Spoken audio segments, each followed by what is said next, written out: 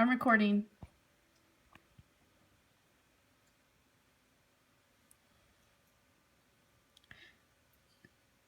So we're talking about highlights of our interviews with caregivers. Yes. We still need to, Chantel still needs to do her intervention assignment. So, yeah, I already talked about the one I personally did. And the one as we did as a group, we talked about adequate nutrition and how we can incorporate that into like family life. And at least like my section of it was having like not having the amount of not like having, what is that word? Sorry. Oh man, when you like don't want to like eat healthy. So that was like one of the risks, or one of like the problems identified with eating healthy, was not having like motivation to eat healthy. Right. And so we talked about how you could just use your family, like work together to like prepare meals and to like go to the gym together and just like use it as like a family ordeal to like make it happen. And so, yeah, that was basically what we just talked about, was different risks or problems associated with not eating healthy and like how it's harder for some people. And we also talked about how like when you don't have like the financial resources to eat healthy, how it makes it a lot harder because it's pretty expensive to eat healthy. So that's pretty much what we talked about. All right. Are we supposed to just share, or are we supposed to talk about these things too? I think we're just supposed to share and talk about it. Okay.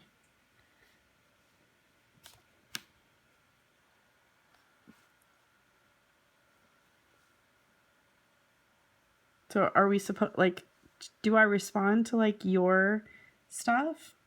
I mean, because I like, are we just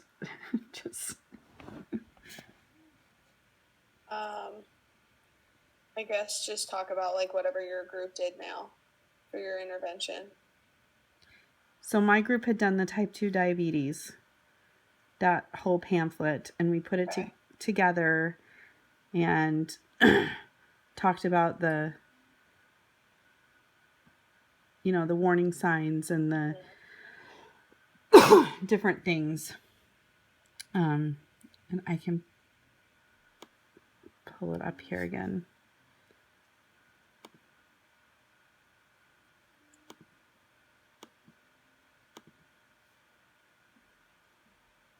And it's gone now. You guys are breaking up a lot. Okay. Oh, well, I already shared mine, so why don't you go ahead with the next question, Caitlin? Okay, so I'm going to do the one that I just researched by myself. Okay. And I did peer pressure. And I thought it was interesting because a lot of peer pressure stuff is about teenagers, but then there's actually quite a bit about smaller children.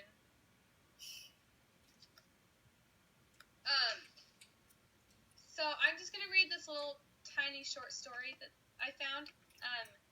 This person said that when her son was 5 years old, he came home from kindergarten asking if she could buy him a black Spider-Man backpack like the kind his buddy Max had. He no longer wanted to take his plain gray bag to school, even though he'd begged her to buy it a few months earlier. When she asked why he no longer liked the bag, the whole story came pouring out. Max had said that Jamie's backpack was boring, and in order to be his friend, he needed to have the much cooler superhero one. So I thought that was really interesting because peer pressure isn't just, hey, do drugs or alcohol or whatever. It starts younger and in different, slightly more subtle ways. It comes across in two fronts: material things like the cool backpacks or school clothes or notebooks, and also in social issues like the right game to play at recess or television shows to watch or ways to wear their hair. A lot lot of kids don't recognize peer pressure when it's happening. So what's really important is to teach them about it before it's become an issue. A psychologist in this article said that teasing isn't always a part of peer pressure, but it usually is. If your child is getting laughed at, help them come up with comebacks that you've already decided on. So, for example, if your child brings, like, your son takes a Dora yogurt to school and somebody starts making fun of him, instead of getting hurt when they say that's a girl's yogurt, then you can say something like, but it's delicious. Like, different little ways to come back and help them feel like they're not strange for doing or having things that aren't the same as everybody else. This other article that I read said it's really important to have good communication, asking your kids how their day went, how their friends are, and being ready to listen when they have something to talk about. Also, being involved, teaching them that it's okay to take a minute to collect their own thoughts and they don't necessarily have to respond right away. Establishing rules that are followed would help children to make those decisions that are important. Having healthy relationships and talking about the future.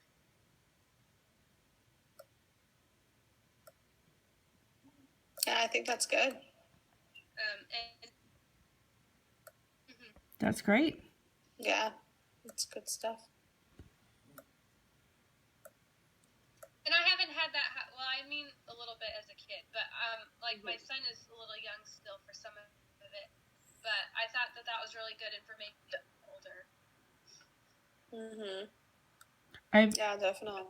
I've dealt with that because I have a lot of kids, and I think, and I, I felt a lot of peer pressure when I was growing up too.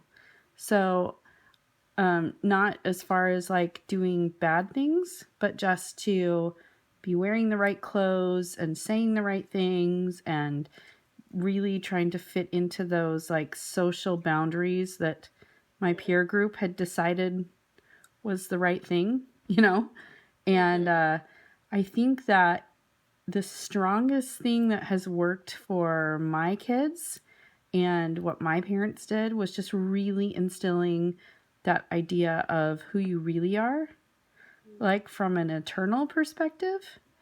And that when a kid really understands their own personal value, to like the family and also to like their Father in heaven, because a lot of times kids don't have that family that we all wish every kid had.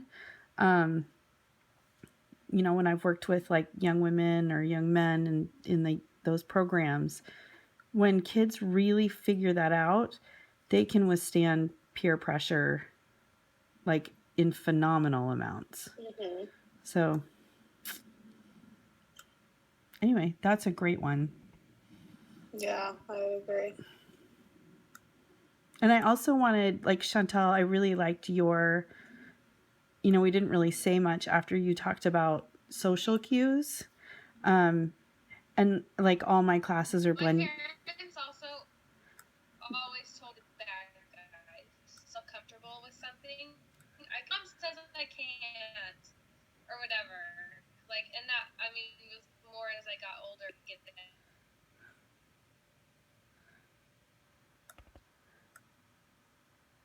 Yeah, I couldn't understand that.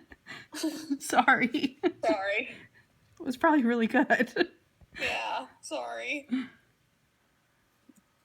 There you are. Okay, it's sharing highlights from the domain interviews conducted with caregivers during lesson 10.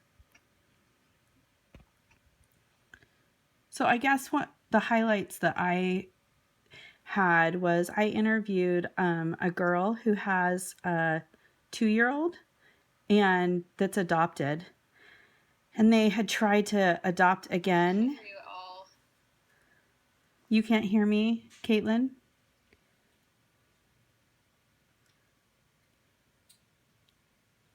Hello? Caitlin? Oh no. I'm going to keep talking and anyway, so she had I can't. You guys sound like little robots, and I can't even understand what you're saying. so we're going to keep talking, and if you we can hear you on the recording that we're making. And so because I don't know how to fix your internet connection. Yeah, same. So anyway, they I don't know. tried to adopt again, and from the same birth mother, and there was serious interventions that needed to happen there, and she committed fraud, and it was just such a dramatic situation that these kids could have grown up in, that it was just an interesting from her perspective what the physical domain risks could have been, and she really took that like approach of what could have been, like what it could have been for these little kids to grow up in this really inner city, very poverty stricken area. And I just was really eye-opening to me, so I really enjoyed that. So That's awesome. Yeah. Can Caitlin hear us? Can you hear us, Caitlin? Can you hear me? Yeah. yes. Okay. I don't know. It's so sorry. This is super frustrating because I'm not like doing anything wrong or different. It just isn't working. It's okay. So what were some highlights? If you can hear, what were highlights of your caregiver interviews? What? Highlights of your caregiver interview? I thought it was interesting how much parents need to be involved. Like every intervention relies so heavily upon parental involvement. And how many things can be avoided if parents are proactive.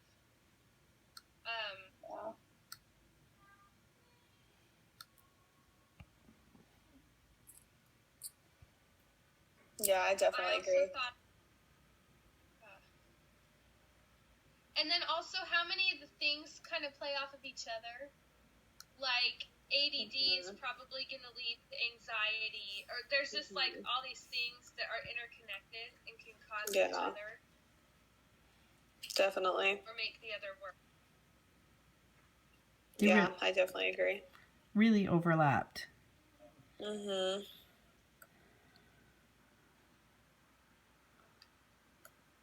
Yeah. So what else do we need to talk about? We need to talk about, the first one is attempt to identify common elements or effective interventions targeted to different problems in different domains. So I think each of the ones we talked about was of a different domain, wasn't it? What? Say that again? The different things we talked about are all in different domains, aren't they? Yeah. Yeah, so I think we basically covered that. I think that one of the things, I mean, we obviously spoke about how parents overlap, right? That intervention on everything. But I think like in the other thing that I saw with all of the domains that really overlapped was teachers are like also really a strong intervention. Yes, and then medical and behavioral health counseling, like those are really integral on a lot of these too. So when you have these things that affect cognitive ability. Are you having a fire alarm? It's definitely possible. It's so I probably have to go. You have to go. Yeah, probably. Okay. So I'm just gonna go. That's the end of that. Okay. Have a great day. All right. Well, guys, I think we're good then. All right. Please bye. go save yourself. Thanks. Goodbye. Okay, have a great day, Caitlin. Yeah. Okay. Bye-bye.